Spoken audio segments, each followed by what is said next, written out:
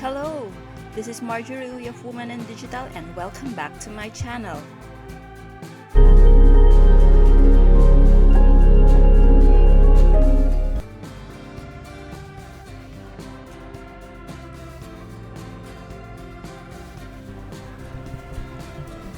Our island hopping began at Bacau Bay Resort's exclusive pier for its guests, where a double-decker boat awaits us. From Serena Pier, our first stop was the Coast Guard. After the checkpoint, we went to our first destination, the Twin Lagoon.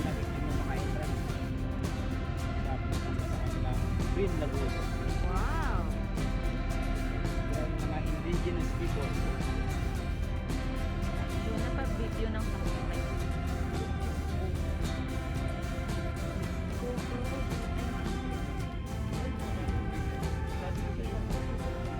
Welcome to Amatan.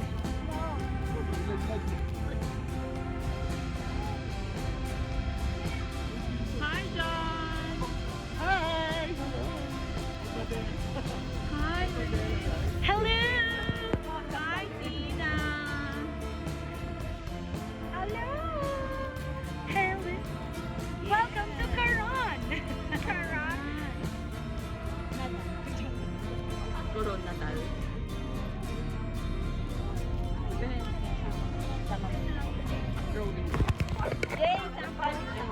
Here you have! We're here! And welcome to Coron! Coron! Coron! Ano ba to? Ano ba to? Anong place to?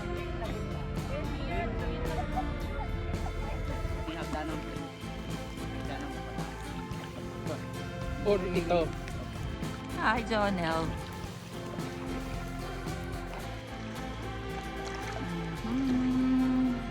We're here at the Twin Lagoon with Kuya JJ. Tama, JJ, no? JJ. Jan pala. Jan. And ito, malayo nang narating namin. Okay.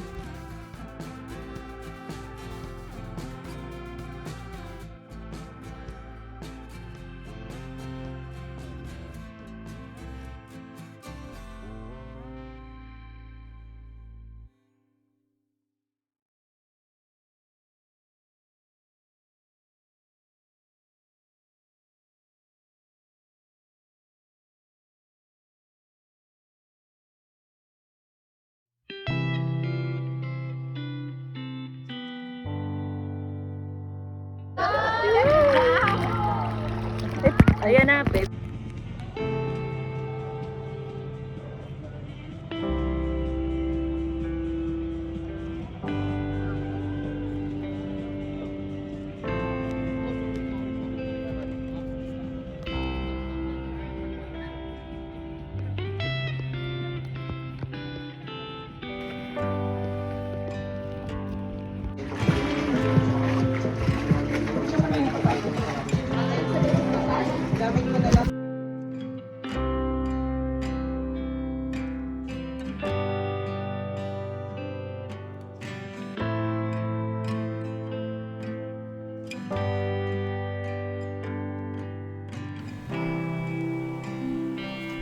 From Twin Lagoon, we had lunch at Lagoon Beach.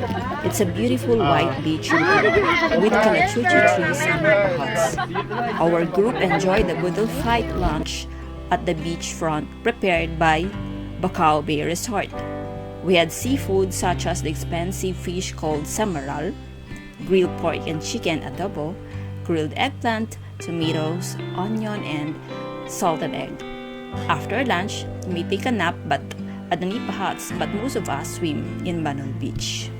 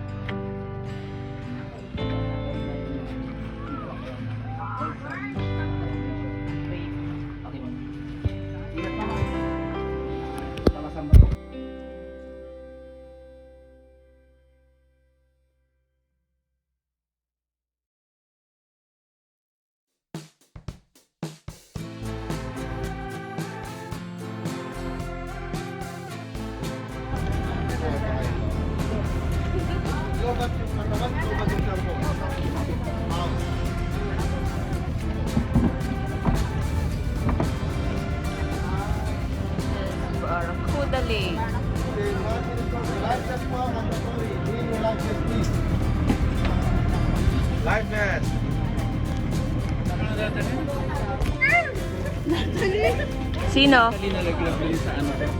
Na?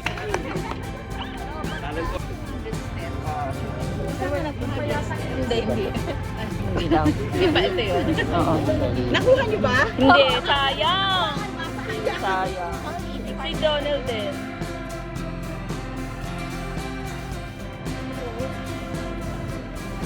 So this is the Barracuda Lake. Merong konting trekking going on. And then, yun yun.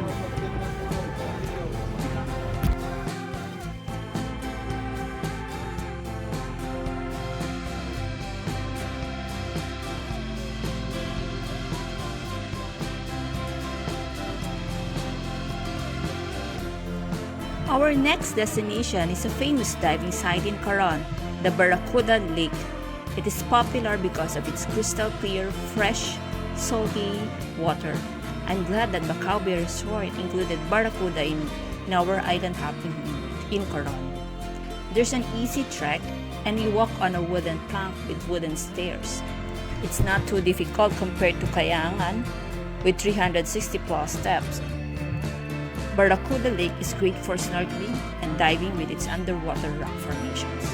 So make sure to bring ulit. your snorkeling gear and experience the beauty of Barracuda Lake.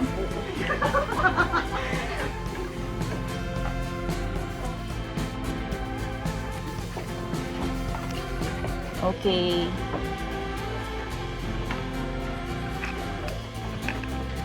Sarap mag-parkour dito.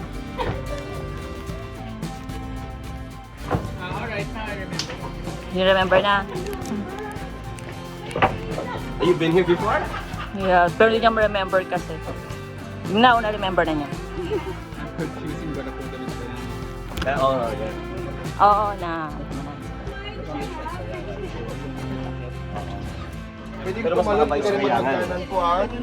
Okay. Pero dahan-dahan, medyo madulas po siya. Kasi pag nag-apura kayo, nakuha siya, may consistent siya.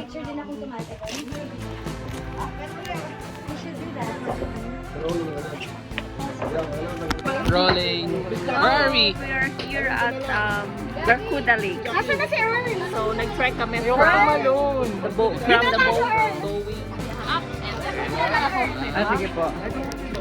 Here. Nandito lahat. Earl ka na.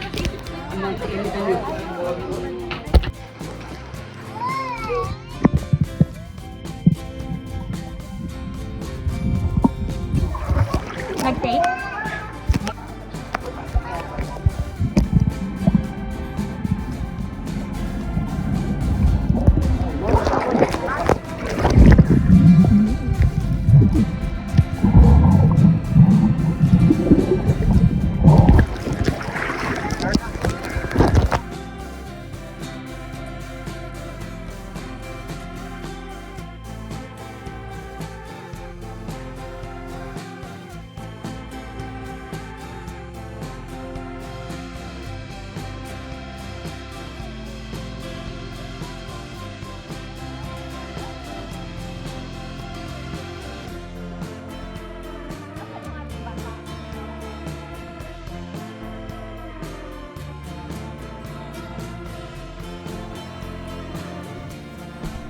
Our second to the last destination is the beautiful Kayangan Lake.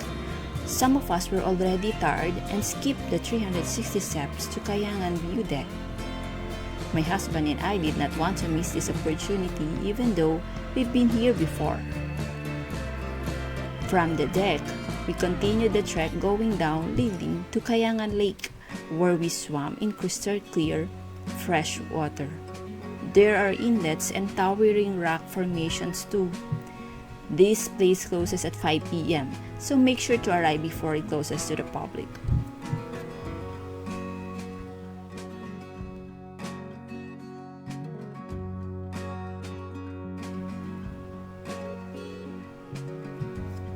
Visit Coron any time of the year, but the best time would be February to May.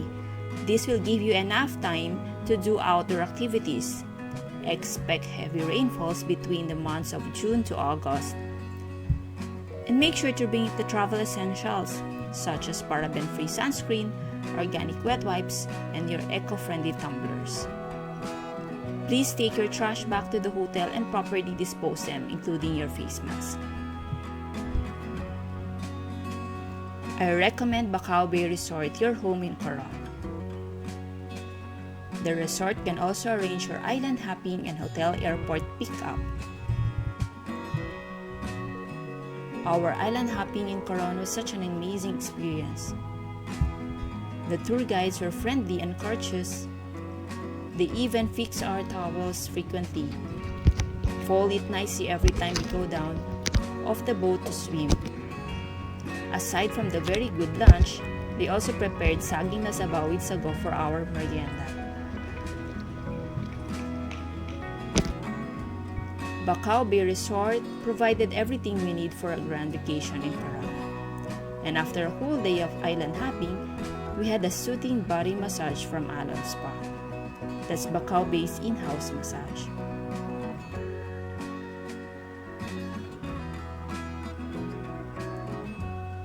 Thanks to Bacau Bay Resort for making this Coron trip a memorable one.